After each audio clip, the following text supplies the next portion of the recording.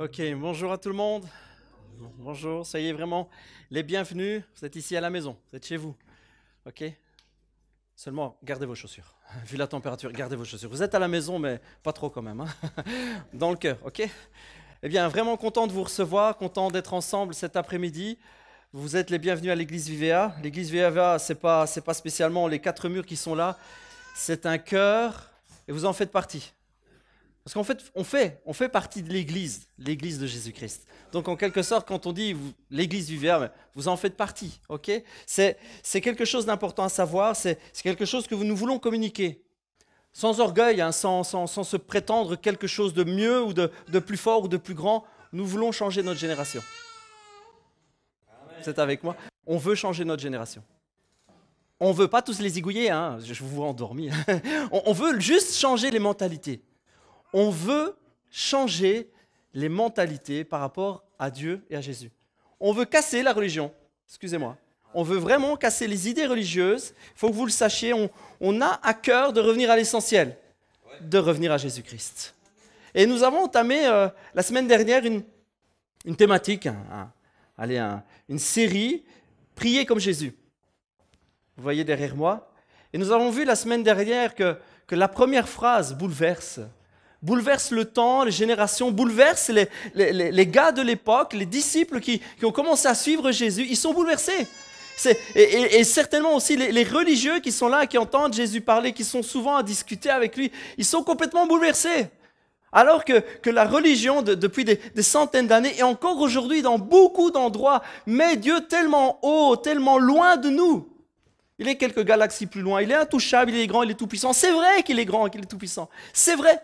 Et nous avons vu la semaine passée que Jésus, au lieu d'arriver, de dire éternel, Dieu tout-puissant, et de mettre Dieu très, très, très, très loin, il le met tout près. Il commence en disant Père. Révolution hein, pour l'époque. Vous me regardez avec des grands yeux, mais révolution pour l'époque. Révolution. Ils avaient l'idée, ils avaient tellement la pensée d'un Dieu intouchable. D'un Dieu tellement saint qu'on ne peut pas prononcer son nom, qu'on ne peut pas écrire son nom sans une bonne raison ou sans respect. Un Dieu tellement loin, tellement dur et tellement sévère. C'est ce qu'ils connaissaient.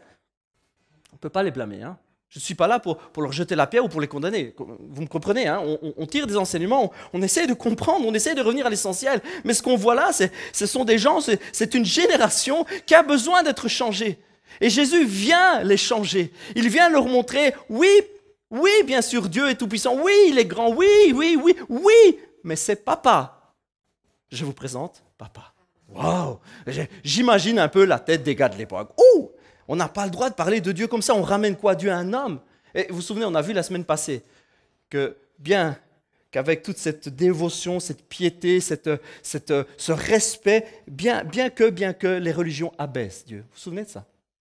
Les religions abaissent Dieu. Parce qu'en fait, elles amènent Dieu au niveau où on voudrait être. C'est-à-dire tout pouvoir, pas de compte à rendre, je fais ce que je veux. Avoir en fait, tous les désirs, toutes les envies de tourner vers soi-même. Et en fait, dans les religions, on montre Dieu comme cela. C'est un Dieu inaccessible, mais à qui on doit tout. Un Dieu, intouchable, mais à qui on ne peut rien dire. Un Dieu qui fait ce qu'il veut, à qui on ne peut demander aucun compte. Un Dieu qu'on doit juste révérer, un Dieu qu'on doit juste élever, un Dieu qu'on doit juste glorifier, on doit dire plein de bonnes choses sur lui parce qu'il faut flatter son ego. Vous vous souvenez, on a vu ça. Ça, c'est l'image de la religion. La religion montre Dieu comme cela. Dieu qui a besoin apparemment qu'on lui cire tout le temps les bottes. Il a besoin, excusez-moi, je veux choquer personne, mais Dieu qui a absolument besoin tout le temps qu'on l'élève. Jésus n'est pas venu montrer un Dieu comme cela. Il est venu montrer un Dieu qui se déverse dans les autres.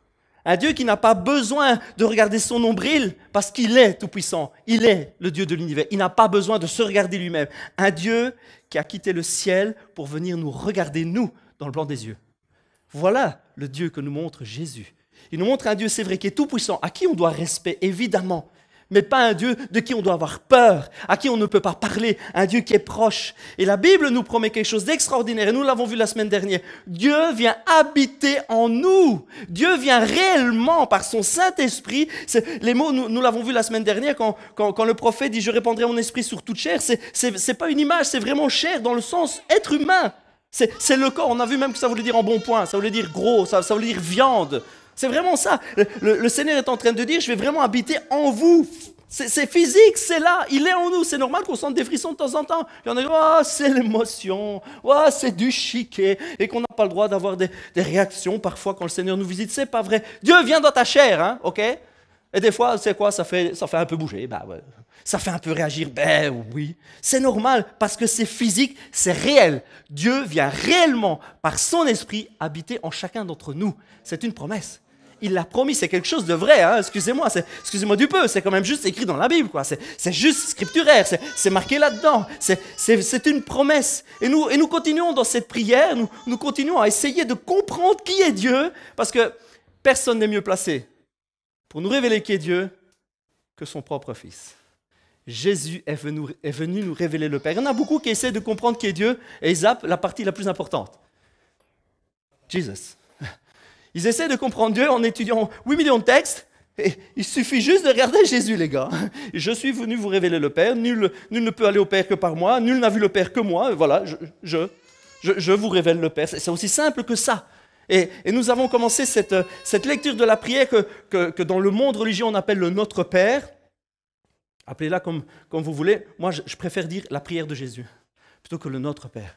En plus, elle commence pas en disant Notre Père, elle commence en disant Père ou Papa. Donc, c'est vraiment la prière de Jésus, celle que les disciples vont lui demander en Luc 15. Jésus, apprends-nous à prier. Apprends-nous à prier comme toi, apprends-nous à connaître Dieu comme toi, apprends-nous cette relation que tu as. Et nous avons vu la semaine dernière, eh bien, le tout début, Père, et puis que ton règne vienne, c'est vraiment que tu sois reconnu comme Dieu, que tu sois reconnu comme Dieu dans ma vie, dans tout ce que je fais, que tu vives en moi. Nous allons regarder aujourd'hui, je passe juste un bout de phrase que j'ai vraiment à cœur de faire la semaine prochaine, mais je voulais vraiment vous apporter ce que je vous apporte aujourd'hui. On va prendre juste quelques phrases, quelques mots plus loin, on va prendre la prière pour le pardon.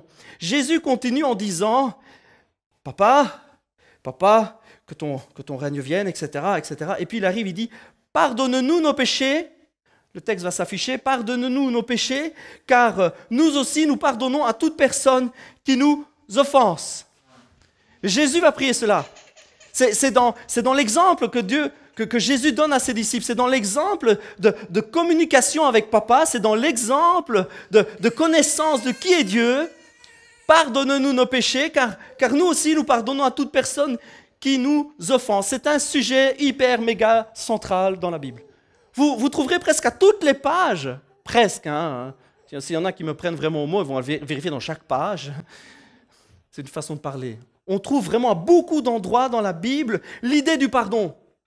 L'idée de pardonner, l'idée de remettre les offenses à quelqu'un, ou de remettre le mal, ou d'abandonner le mal qui nous est fait. C'est parce que vous savez quoi? Dieu est comme ça.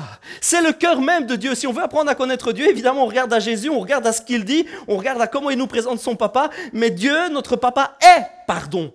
C'est pas qu'il a du pardon pour les gens. Il est pardon. Il est le pardon même. Il est justice. Il est joie. Il est douceur. Il est hospitalité. Il est amour. C'est lui. C'est pas qu'on dit, tiens, Dieu, il a un petit peu d'amour. Quand même un peu beaucoup d'ailleurs. Non, il est l'amour. Il est la définition de l'amour. L'amour se définit par Dieu. L'amour, la justice, la douceur, la joie, le pardon, l'hospitalité, le respect se définit par Dieu. Si vous essayez de définir ça sans Dieu, vous ratez juste ce qu'il faut vraiment garder. Si on veut essayer de comprendre cela sans Jésus, c'est absolument impossible. Et je voudrais partager avec vous 3 pensées. On va essayer d'aller vite. Prier comme Jésus, 1, c'est réaliser notre besoin d'être changé et lavé, pardonné. Ça, c'est vraiment essentiel. Le besoin de cela. Prier comme Jésus, prier Papa, c'est réaliser qu'on a besoin d'être changé, lavé. 2e pensée, prier comme Jésus, c'est recevoir une nouvelle vision, accrochez-vous, de l'offense et du mal que l'on pourrait nous faire. Il faut essayer de se mettre vraiment dans le cœur de Dieu pour voir, pour recevoir cette vision, comment Dieu voit les choses, comment Jésus voit les choses, le mal que l'on pourrait nous faire. Et évidemment, 3e point, prier comme Jésus, prier Papa, c'est avoir une conscience du mal que l'on fait aux autres. C'est pas juste moi, c'est surtout aussi moi sur toi. C'est le mal et avoir conscience de toute la portée de ce que l'on peut faire aux autres. On va le faire positivement, hein. Je ne suis pas là pour vous donner un sentiment de culpabilité. Bien au contraire, je voudrais que vous sortiez ici avec un sourire jusqu'aux oreilles et avec une joie immense de savoir que nous sommes pardonnés. Ça commence comme cela. Nous sommes pardonnés. Les Juifs les religieux de l'époque, je ne dis pas ça pour viser un peuple en particulier, on parle des Juifs, pas parce qu'on vise les Juifs, mais parce que simplement Jésus là parlait bien à ce peuple-là. Donc je peux dire que les Juifs de l'époque connaissent tout des tas de règles. Alors je ne vous fais pas la fatigue de lire les versets qui parlent du pardon dans l'Ancien Testament, mais accrochez-vous à vos baskets, il y en a quelques-uns. Et c'est rigoureux, c'est dur, c'est lourd, c'est fastidieux. Il y a toutes des règles. Et le pardon était régi par des règles. Et le peuple qui entend Jésus dire « Papa, pardonne-nous », ça les met encore une fois le « par terre ». S'il y en a qui n'étaient pas assis, ils sont tombés sur le popotin. Ils disent non, ça ne marche pas comme ça, c'est pas juste hé, papa, pardonne-nous, je suis désolé. Non. Dans l'Ancien Testament, l'idée du pardon, c'est l'idée d'aller payer quelque chose. Il faut payer pour être pardonné. Comprenez-moi bien, on ne parle pas d'indulgence, on ne parle pas de payer pour gagner son salut, mais l'homme ou la femme qui avait fait quelque chose devait faire une démarche personnelle. Il devait aller rendre quelque chose. Il devait, tant que c'était possible de sa part, restituer s'il avait volé, rendre s'il avait abîmé et réparer, etc. Il devait faire toute une démarche personnelle et puis il devait aller jusque devant le responsable du culte de l'époque, qu'on appelle sacrificateur ou prêtre. Il devait aller devant le responsable et amener des animaux en offrande. C'est-à-dire qu'on prenait un animal, on en faisait un michoui, on en faisait un barbecue, l'animal était mangé par le prêtre et le gars est rentré chez lui, il était tranquille, son ardoise était lavée, son ardoise était effacée, il était pardonné. Ça c'est l'idée des Juifs de l'époque. Pour être pardonné, il faut mettre la main au portefeuille. Misère. Ouais, j'ai fait une faute, c'était pas si grave. Si, c'était quand même une grosse faute. Alors, bon, on va voir dans la liste. Alors, petite faute. On pouvait prendre un petit truc, et puis après on descendait, puis des fois il fallait amener un agneau complet, etc. Et ça, vous savez, pour certaines personnes, ça représentait un investissement assez important, au point de vue des sous. Les gens devaient vraiment mettre la main au portefeuille. Hein. Quand ils faisaient une bêtise ou quand ils voulaient vraiment sincèrement aller à la rencontre de leur Dieu, et à travers toutes ces règles qu'ils avaient, ils devaient vraiment avoir des ceintures. Ils devaient épargner, ils devaient aller chercher dans leurs biens, dans leurs épargnes. C'était celui qu'on avait gardé pour l'anniversaire de la petite. Tant pis, qu'est-ce que tu veux, il faut bien se faire pardonner, et que je te le prends, et que je te l'amène, et qu'on l'égorge, et qu'on le donne. Puis c'était lourd, c'était pesant. Et dans la mentalité de l'école, de l'époque, on ne pouvait pas passer au-delà de ça. On ne pouvait pas contourner, on ne pouvait pas faire autrement. Quand on avait fait une bêtise, il fallait payer. Et d'ailleurs, ça se retrouve encore aujourd'hui très présent dans les mentalités. J'ai payé ma dette à la société. On a déjà tous entendu ça. Quelqu'un qui sort de prison, qu'est-ce qu'il dit? J'ai payé ma dette. Et c'est vrai, il a payé sa dette. Et c'est fort présent dans l'idée, dans le cœur qu'on a. Il faut réparer et il faut payer. Il faut donner en échange. Et cette phrase que Jésus dit, ça bouleverse tout. On trouve cette idée dans plein d'endroits, dans les paroles de Jésus. Et ici, on retrouve cette idée très très forte que je viens demander pardon. Je viens et je suis pardonné sans rien donner en échange. Je suis pardonné, ma dette est effacée, alors que je ne dois rien sortir de ma poche. Je ne dois pas payer, je ne dois pas aller puiser dans mes réserves, j'ai juste à venir me présenter personnellement, me mettre devant Dieu et de lui demander pardon. Jésus est en train de bouleverser les choses. Il est en train de leur expliquer que ce qui compte, c'est le cœur. Ce qui compte, c'est le cœur qu'on a et venir se présenter devant Dieu. Il n'y a pas autre chose à faire. Et on trouve cette idée très forte qu'on a besoin d'être changé. Ce n'est pas qu'on doit aller prouver ou on doit aller payer. Ça vient d'un cœur qui a besoin, qui a envie d'être changé. Je veux dire, moi, je tire un petit peu quand même beaucoup de choses d'une phrase. Vous allez me dire ça, peut-être vous allez dire, quand même. Il tire beaucoup de juste « Père, pardonne-leur ». Ou « Père, pardonne-moi. Père, pardonne-moi. » Je le trouve dans le reste de la phrase. Il y a ce mot « car moi aussi » ou « nous aussi, nous pardonnons ». C'est un ensemble, c'est une phrase ensemble. Le mot « par », ça va s'afficher. Le « car », c'est le mot « gar » dans le texte grec, qui se traduit par, bien sûr, « car », mais il peut se traduire aussi par simplement « aussi »,« en effet », puisque, parce que moi aussi, etc. L'idée du texte, c'est qu'on prend conscience qu'on a besoin de changer. Papa, Si je le paraphrase, on pourrait dire, papa, change-moi, change mon cœur, éloigne de moi l'erreur, efface mes mauvais choix, transforme ma vie. Parce que oui, moi aussi, je réalise que bien souvent, on m'a fait du mal, et bien souvent, je dois pardonner aux autres. Je réalise que j'ai besoin d'être pardonné par toi, j'ai besoin que tu me changes, parce que dans ma vie, moi aussi, à plein de moments, j'ai souffert du comportement des autres, j'ai souffert du mal qu'on m'a fait, et par cette relation, parce que moi aussi, en effet, je pardonne aux autres, parce que j'ai à pardonner, parce que j'ai une souffrance, je comprends que je te fais du mal parfois, je comprends que mon état, que j'ai besoin de changer, parce que si les autres souffrent de mon état, parce que si les autres m'ont fait du mal, parce que si moi je souffre de l'état des autres, parce que c'est quelque chose de lié, parce que ça, je prends conscience que toi, papa, je prends conscience que toi, souvent, tu as souffert à cause de moi. C'est fort. Jésus, dans une simple phrase, nous fait comprendre que oui, c'est vrai, on a à devoir demander à Dieu de changer notre cœur. Nous avons à recevoir un cœur nouveau parce que nous réalisons que le mal est attaché à nous. Le mal est attaché à l'humain. Le mal est attaché, les mauvais choix sont attachés au cœur de l'homme depuis qu'il est homme. Depuis qu'il est homme, les mauvais choix sont là. La définition du péché dans la Bible, c'est le mauvais choix. C'est prendre un mauvais chemin. C'est viser quelque chose à côté de la bonne cible. Dieu a pour nous des buts. Péché, le mot péché, qui a tellement une consonance de saleté, est en fait, dans l'idée de la Bible, c'est un mauvais choix. C'est louper la cible. C'est faire une faute. Dans le sens profond du terme et premier du terme, c'est juste louper le truc.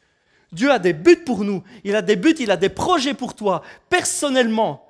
Il a des projets pour chacun d'entre nous. Et pécher, réellement, c'est louper les buts. C'est prendre des chemins détournés qui nous éloignent du but que Dieu a pour nous. C'est aussi simple que ça.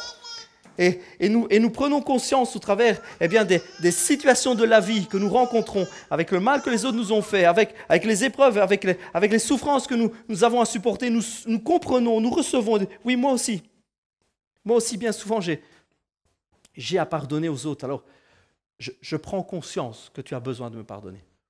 Je prends conscience. Vous savez, j'ai parlé parfois avec des gens, et vous avez certainement eu cette occasion. Si vous parlez avec des gens, il y en a beaucoup qui disent « ça ne me concerne pas ». Yo man, moi Jésus il est mort sur une croix, pas mon affaire, je ne suis pas concerné par ça. Pas prendre conscience, ne pas avoir conscience du besoin d'être changé. Ne pas avoir conscience que nous avons besoin d'être transformés.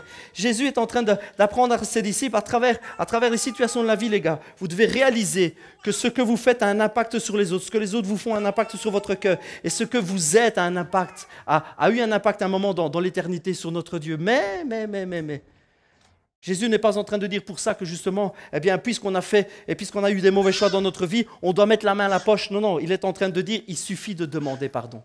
Il suffit de venir devant Papa. Il essaye de communiquer à ses disciples quelque chose d'extraordinaire. Je pense que ça va s'afficher. C'est prier comme Jésus, prier Papa. C'est réaliser que nous ne pouvons pas effacer notre dette, que les autres ne peuvent pas effacer notre dette, mais que tout doit être remis dans les mains de Dieu. Que ce n'est pas une question de payer, d'amener quelque chose en échange. C'est une question de cœur. Puisque parfois je souffre des autres, puisque j'ai fait souffrir les autres, puisque papa, je t'ai fait souffrir aussi, je viens juste te demander pardon. Je prends conscience au travers de ma vie, de mon cœur, de tout ce que j'ai vécu, je prends conscience que bien souvent j'ai dû te faire souffrir. Mais je sais et je réalise dans ma vie que je n'ai qu'à demander pardon. Je n'ai pas à prouver quoi que ce soit. Je n'ai pas à racheter quoi que ce soit. C'est impayable. C'est impayable. Nous ne pouvons pas effacer notre dette. Comme les autres ne peuvent pas effacer le mal qu'ils nous ont fait.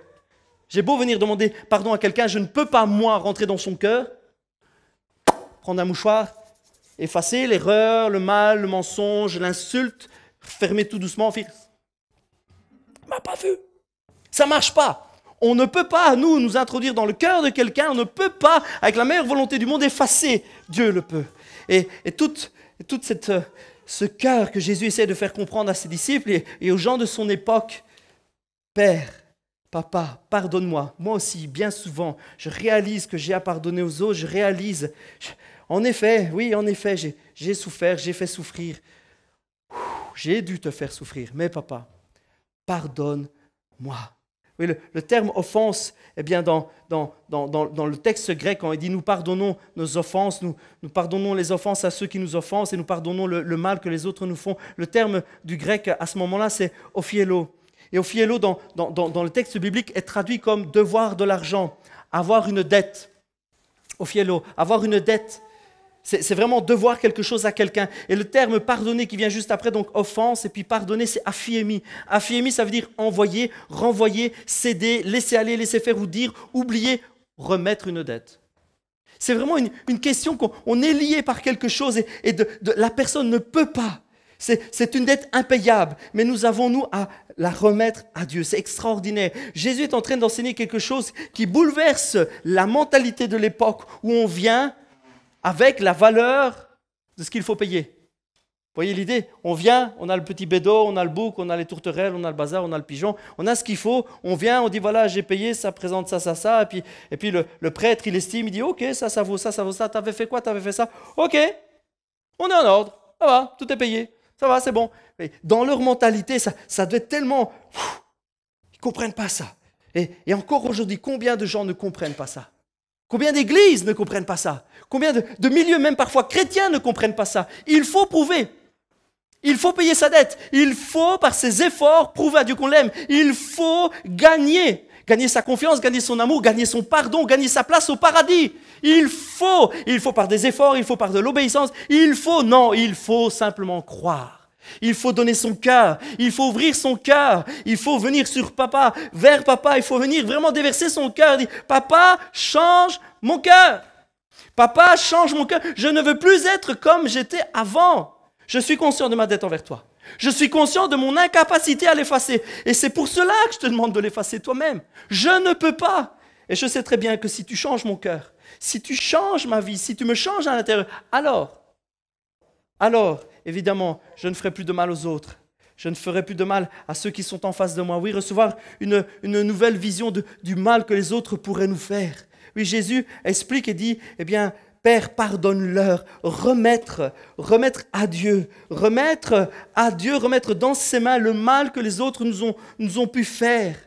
Oui, alors que nous venons vers le Père en disant « Papa, pardonne-moi », nous prenons aussi conscience que le mal que les autres font, ils ne peuvent pas l'effacer eux-mêmes. Ils ne peuvent pas venir effacer cette dette, mais nous pouvons, nous, remettre tout dans les mains de Dieu. Alors que Jésus est sur la croix, bras grands ouverts comme s'il embrassait le monde, comme s'il prenait le monde dans ses mains, comme s'il prenait la terre entière, chaque être humain, chaque homme, chaque femme, chaque enfant, chaque papy, chaque mamie. Il prend tout le monde, les chats, les chiens, les poissons et tout. Il prend tout. Les bras grands ouverts, il prend. Et alors là, qu'il embrasse le monde, qu'il porte ses mauvais choix, il dit quelque chose d'extraordinaire. Il ne dit pas « Je vous pardonne tous, les copains ». Il ne dit pas ça. Il dit « Père, pardonne-leur ». Il remet la dette au banquier. C'est plus son job, c'est plus lui. Lui, il devait porter le poids, il devait venir la porter à papa, il devait venir déposer devant lui. Il a payé, et puis il amène la dette, il amène à Dieu et il dit, papa, pardonne-leur. Et nous avons cette idée extraordinaire, cette force, ce témoignage extraordinaire de la part de Jésus. C'est Dieu qui pardonne. Quand il nous change, nous lui ressemblons de plus en plus. Il y en a beaucoup qui ont compris ce passage, pardonne-leur car nous aussi nous pardonnons, ou un autre passage qui dit si vous ne pardonnez pas, vous ne serez pas vous-même pardonné. Il y en a beaucoup qui comprennent ce passage dans un sens très simple, si je ne pardonne pas, je ne suis pas pardonné. Il y en a beaucoup qui comprennent ce passage, si je ne pardonne pas, Dieu ne me pardonnera pas. Donc, ça voudrait dire, je fais le raccourci, permettez-le-moi, si je ne fais pas ce qu'il faut, Dieu ne m'exauce pas. Je refais un autre raccourci, encore plus court. Je dois mériter mon pardon. Ou je dois faire quelque chose pour mériter l'exaucement de mes prières. Bizarre quand même, comme idée. Ça voudrait dire que si moi, je ne suis pas obéissant, si je ne fais pas bien ce qu'il faut, Dieu ne m'écoute pas. Et si je ne mérite pas la récompense que Dieu... Vous voyez le raccourci auquel je veux arriver. On doit mériter ce qu'on fait. On doit mériter ce qu'on reçoit de la part de Dieu. C'est un raccourci, mais c'est tellement ancré dans les idées. Et ça voudrait dire que notre pardon dépend de notre capacité ou pas à pardonner. Je vous pose une question. Est-ce que vous êtes capable de tout pardonner? Moi, je vous réponds que non. Hein. Moi, perso, non, pas du tout. Ça voudrait dire que les choses pour lesquelles moi je ne pardonne pas parce que j'en ai pas la force, du coup, je ne suis pas pardonné. C'est chaud quand même. Hein. C'est super chaud. Vous êtes sûr qu'on va au paradis? Vous êtes sûr qu'on est sauvé? Si c'est ça le truc, si l'idée c'est que s'il y a des fois où vraiment on m'a fait un mal pas possible, que j'arrive pas à pardonner, si j'arrive pas à pardonner, je suis pas sauvé. Je suis moi-même pas pardonné de tout cela. C'est chaud quand même. Hein. Ça vous met grave la pression. Hein. On a l'impression que là, on est sur un siège éjectable. Hein. On espère juste qu'on ne va pas nous faire un truc super dur à pardonner parce que sinon, on est foutu. Ça veut dire que si vraiment on me fait l'insulte grave, impardonnable, je sais pas, mais on a marché sur mes chaussures au boulot, c'était mes nouvelles pompes, alors ça, je peux pas pardonner. Eh bien voilà, je suis foutu. C'est ça que ça voudrait dire. Ça voudrait dire que si vraiment le voisin, il pique ma place devant chez moi, chose absolument à ne jamais faire. Il pique ma place. Je rentre dans une hystérie grave, je deviens fou, je casse tout la baraque et je suis perdu. Parce que je n'arrive pas à pardonner. Vous mettez le non-pardon là où vous voulez. Chacun a ses propres limites. S'il y a vraiment un truc que vous ne pouvez pas supporter, vous dites, eh bien là, si jamais ça arrive, je suis dans le... D'accord. Je suis vraiment dans la mouise, hein. Je suis foutu. Est-ce que c'est ça que Jésus est en train de dire? Est-ce que c'est ça l'idée? Parce que je vous assure, si c'est ça, alors on arrête tout, hein. Parce que c'est impossible, on aura tous des choses qu'on n'arrivera pas. Il y aura toujours des affaires où on devra se mettre au pied du Seigneur, j'y arrive pas. Et papa il dit, tant pis pour toi gamin, il fallait réussir. Si c'est ça la vie chrétienne, si c'est ça la révélation du Père, on est grave dans la mouise. On est grave mal barre. Jésus est en train de parler d'un état de cœur. Jésus est en train de nous amener encore plus loin, plus profond dans la connaissance du cœur de Dieu. C'est un état de cœur. Jésus est en train de dire quelque chose de fort. Si nous ne changeons pas, et si nous ne cherchons pas à être changés par l'Esprit de Dieu, si nous ne voulons pas être changés et avoir la capacité de pardonner à qui nous fait des enfants, si nous ne sommes pas dans cet état d'esprit où nous demandons à Dieu de nous changer, il ne nous change pas. Et vous savez quoi? S'il ne nous change pas, on est mal barre. Là est le cœur de Dieu. Si on n'est pas dans cette mentalité de Jésus, change-moi, papa, change-moi, Esprit de Dieu, change-moi. Si on n'a pas cet état d'esprit, si on n'a pas ce désir de devenir meilleur, de devenir plus comme Jésus, de devenir plus comme papa, de lui ressembler, si on n'a pas ce cœur, comme un enfant qui dit papa, mon super-héros, je veux te ressembler, je vais être comme lui, mais je vais être comme mon papa, plus tard je serai comme papa. Si on ne veut pas, et si on n'a pas envie, Dieu ne le peut pas. Est-ce que vous savez que si vous ne voulez pas, Dieu ne peut pas? Ah, je sais bien, il y en a pour qui ça pose problème. Ah, quand Dieu veut, Dieu peut. Ah, ça, on ne pourra jamais dire le contraire.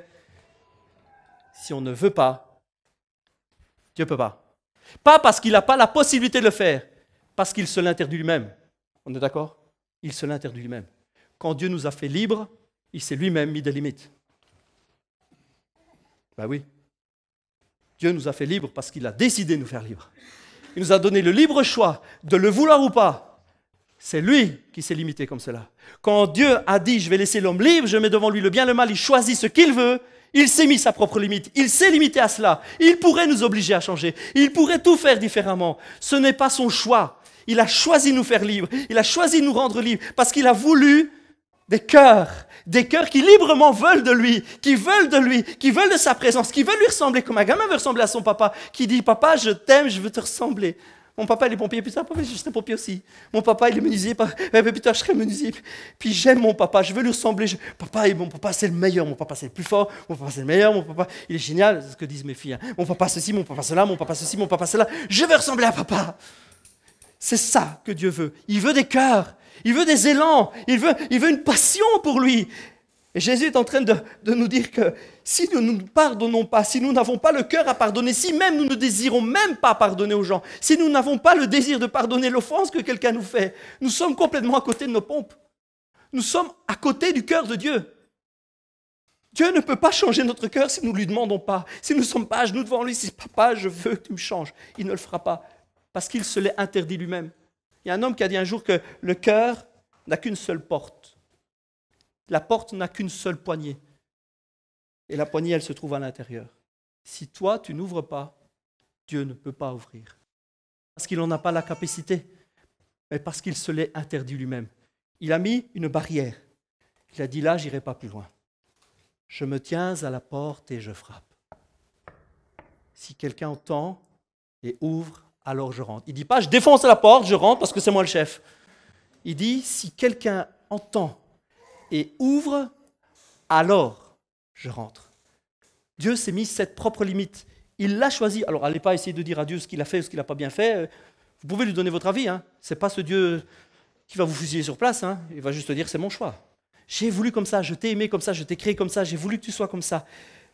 Père, pardonne-leur. Oui, moi aussi, je veux apprendre à pardonner, mais ce qui compte, c'est d'avoir le désir. Ce n'est pas une question que tu ne pardonnes pas, tu n'es pas pardonné, hop, tu iras en enfer. Non, Jésus est en train de communiquer à ses disciples une profondeur du cœur de Dieu. C'est si tu veux changer, si tu veux de lui, alors il veut de toi, il te changera. Prier comme Jésus, c'est changer de mentalité et de façon de voir. Prier comme Jésus, c'est avoir ce désir de pardonner, c'est avoir ce désir d'aimer. Prier comme Jésus, prier Papa, c'est le recevoir, c'est aimer, c'est pardonner. Et pas seulement les chrétiens, tout le monde, tous les autres, les méchants, les gentils, les pas beaux et les jolis. C'est pardonner tout le monde, c'est aimer tout le monde, c'est accepter tout le monde, c'est ne juger personne, c'est recevoir, être hospitalier. Ce n'est possible que par l'action du Saint-Esprit. Ce n'est possible pas que par l'action du Saint-Esprit dans une vie. Prier comme Jésus, prier Papa, c'est demander cela. Oui, avoir une nouvelle vision de l'offense que l'on nous fait. Avoir cette vision de j'ai besoin d'être changé. J'ai besoin d'être pardonné parce qu'à travers mes relations humaines, à travers ma vie, je me rends compte que mes actions portent à conséquence, font du mal aux gens. Et bien souvent, j'ai dû briser le cœur de mon papa là-haut. Mais je sais que je suis pardonné si je lui demande, je n'ai rien à prouver. Et c'est certainement aussi prendre conscience que le mal que les autres nous font, nous devons apprendre à le pardonner en étant changés de l'intérieur. Alors que Dieu nous change, nous avons la capacité, parce que nous le ressemblons plus, et de plus en plus nous avons la capacité de pardonner parce que son esprit en nous fait son œuvre. Parce que nous avons un peu Papa à l'intérieur, parce qu'il vient habiter. Et comme nous disons, Père, pardonne-leur, comme il est à l'intérieur, et que nous disons, Père, pardonne-leur, je fais une fois là, il faut qu'il voit aussi. Père, pardonne-leur. Forcément, si nous disons à Papa, pardonne-leur et que Papa est à l'intérieur, nous pardonnons. C'est juste extraordinaire. C'est juste extraordinaire. Si nous disons Papa, pardonne, Papa il est à l'intérieur, il dit ok, je pardonne. Et nous pardonnons avec lui. Il devient pardon en nous. Et il devient force de pardon. Waouh! Papa, je te refile la dette. Papa, je ne veux pas la garder. Papa, efface. Papa, répare. Papa, pense, Papa cicatrise, Papa aime et pardonne. Oui, Dieu dans son amour, pardonne, mais répare, restaure. C'est extraordinaire. Et bien sûr, tout cela nous fait prendre conscience du mal que nous pouvons faire aux autres encore aujourd'hui. Et je termine avec cette pensée. Je ne voudrais certainement pas vous refiler un fardeau de culpabilité que vous sortiez en disant « Oh punaise, c'est vrai, on fait des tas de choses aux gens, c'est pas génial, on est que des mauvais chrétiens. » C'est pas ça l'idée, hein. On est OK avec ça. C'est pas ça l'idée. Mais la prise de conscience du mal que l'on fait aux autres, et parce que vraiment l'Esprit de Dieu nous donne de l'amour, et on voit parfois dans le regard des uns et des autres, on voit le mal qu'on a pu faire. L'idée, ce n'est pas de culpabiliser, mais c'est d'éveiller en nous un désir encore plus ardent d'être changé. Alors que parfois on voit dans le regard de quelqu'un qu'on lui a fait du mal. Il y a des choses qu'on garde à l'intérieur, des souffrances personnelles qu'on garde pas parce que quelqu'un nous a fait quelque chose. Enfin, peut-être que si, mais moi, personnellement, j'ai des souffrances à l'intérieur pour le mal que j'ai pu faire à des gens. Parce que parfois, je sais que des paroles ont été mauvaises, des paroles ont été méchantes. C'est une souffrance à l'intérieur. Je sais que j'ai blessé des gens. Et le fait, moi, d'avoir blessé des gens, d'avoir peiné leur cœur, ça fait mal. Je ne sais pas vous, mais moi, ça me meurtrit très fort. Ça me fait vraiment mal à l'intérieur, mais ce n'est pas pour m'abaisser et me dire que je suis mauvais, je me creuse un trou, et puis je me mets dedans, et puis je rebouche tout seul. Vous viendrez voir de temps en temps. Non, l'idée, c'est pas de culpabiliser, d'être aplati, de dire « je suis qu'une merde ». Non, l'idée, c'est de dire « change-moi alors ». L'idée, c'est désirer, moi je voudrais éveiller en vous ce désir d'être tout neuf, que Dieu nous change. L'idée, c'est pas rester avec des regrets. Le plus grand des regrets que vous aurez, c'est d'avoir gardé des regrets. Il ne faut pas de regrets. On doit quitter cette terre sans aucun regret. On doit quitter cette terre, on doit quitter pour filer, prendre TGV vers Papa et avec une joie, parce que Papa répare, Parce que papa, on ne doit pas garder des regrets. L'idée, c'est pas de culpabiliser à mort. L'idée, c'est d'éveiller en nous un désir d'être changé encore, d'être différent. L'idée, c'est de nous booster à désirer encore plus être comme Jésus, être plus comme lui. Lui en nous, nous en lui, lui dans le Père en nous. Yes! L'idée, c'est d'avoir un feu intérieur. Mais puisque je suis comme ça, puisque je fais encore du mal, ça veut dire qu'on va changer. Ça veut dire que papa peut encore faire quelque chose. Ça veut dire qu'il y a du boulot. Ça veut dire qu'on va progresser quand on regarde au modèle, quand on regarde à Jésus. C'est pas qu'on dit « Oh, j'y arriverai jamais. Oh, j'y arriverai jamais, c'est pas possible. » Non! Moi, si je regarde Jésus, c'est pas que je dis « Oh, punaise, j'y arriverai jamais. » Je dis « Waouh! C'est comme ça que je veux être. C'est comme ça, c'est à lui que je veux ressembler. C'est ça mon modèle. C'est pas que ça m'éloigne de lui ou que ça m'abaisse, ça me donne envie, ça me booste, ça me motive. Je veux encore aller plus loin, plus près de lui, je veux lui ressembler plus. Oh, dites Amen. C'est bon. C'est ça que nous donne cette prière. Pardonne-nous. Nous aussi nous pardonnons, nous aussi nous avons pardonné. L'idée, c'est pas de se morfondre, c'est de dire waouh, Jésus a tout payé.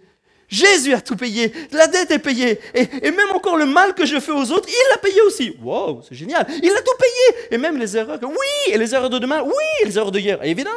Et Jésus a tout payé, et papa a tout payé, ça nous booste juste à aller de l'avant. Ça nous donne un feu.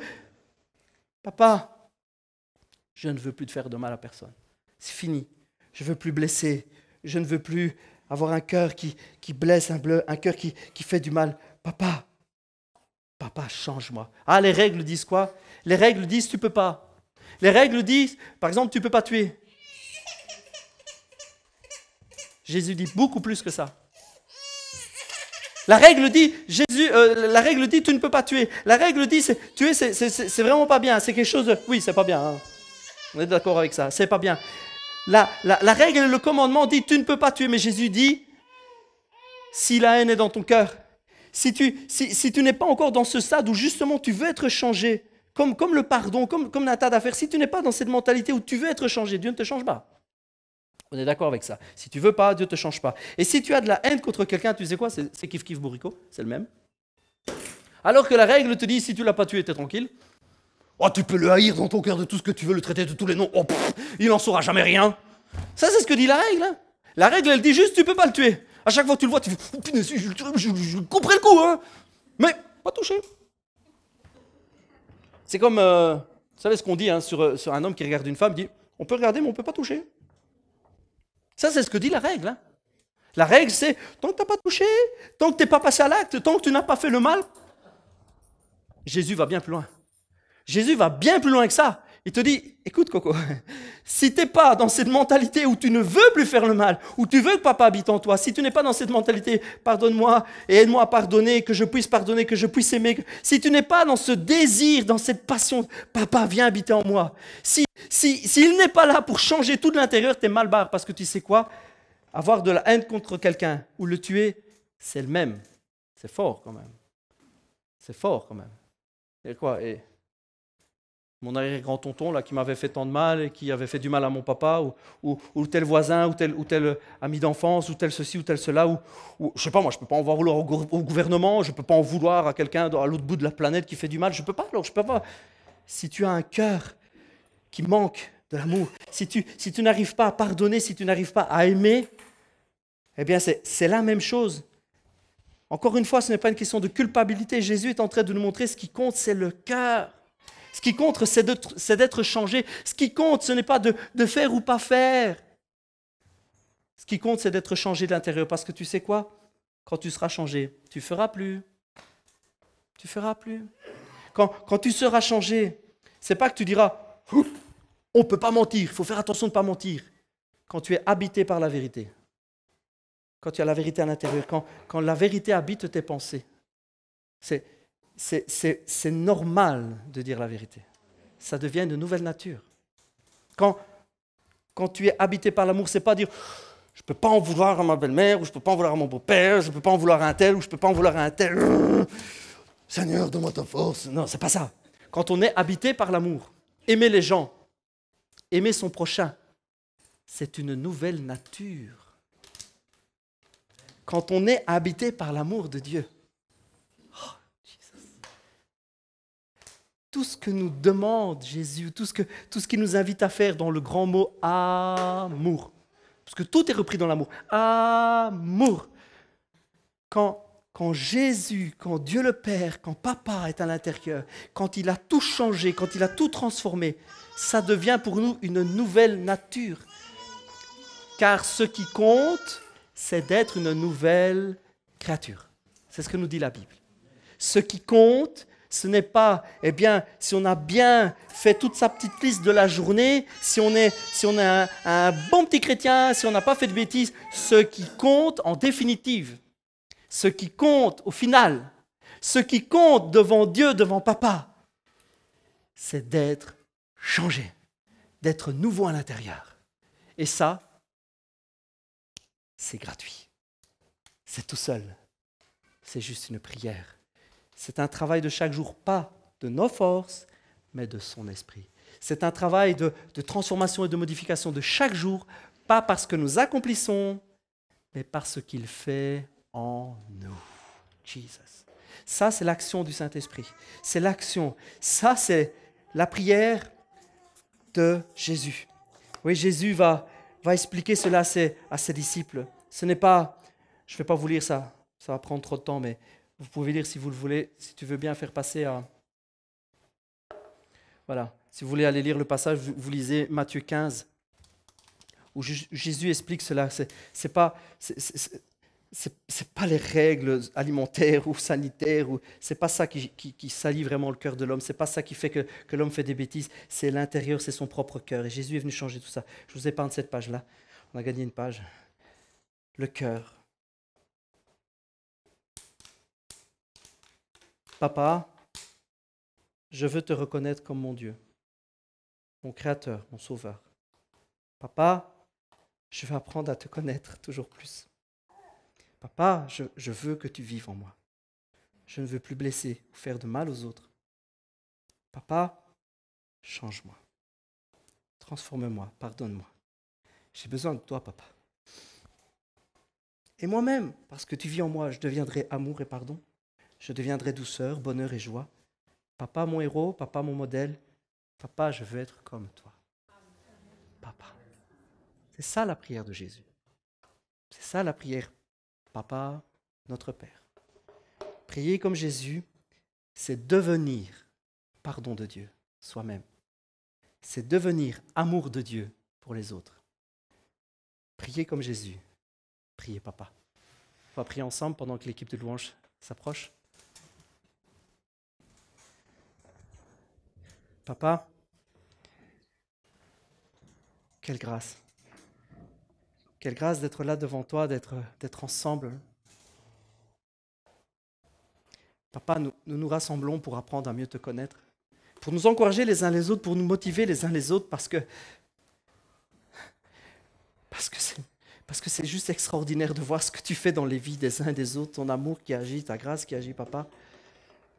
Nous voulons vraiment prier comme Jésus t'a prié un jour. Nous voulons vraiment te connaître comme lui te connaît, comme il est venu te révéler à nous. Papa, en cet instant même, viens par ta présence. Viens changer nos cœurs. Viens transformer nos vies.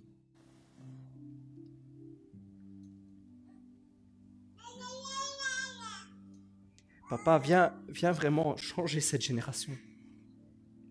Ah, c'est sans aucune prétention. On n'a pas la prétention de nous faire quelque chose ou de changer. On sait bien qu'on n'y arrivera pas sans toi, papa, mais on veut vraiment changer cette génération. On veut reconnecter cette génération avec toi.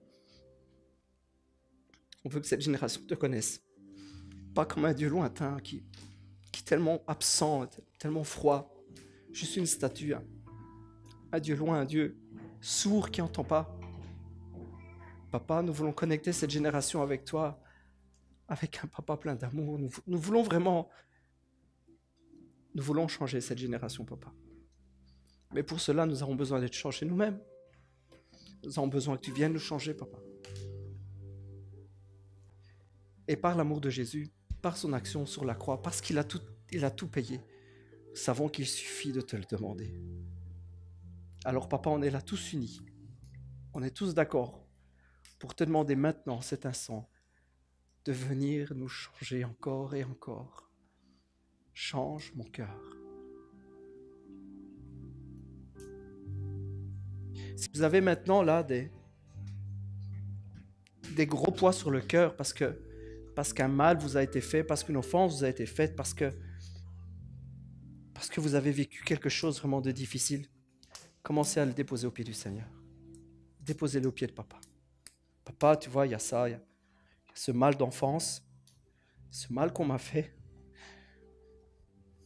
Tu vois comment j'ai été traité, tu vois ma vie, ce qu'elle est devenue. Papa, je te dépose ça. Répare, restaure, rétablis. Peut-être vous avez un gros poids sur le cœur parce que c'est vous qui avez fait du mal à quelqu'un. Ça, c'est possible aussi. Eh bien, vous savez quoi, c'est le même prix.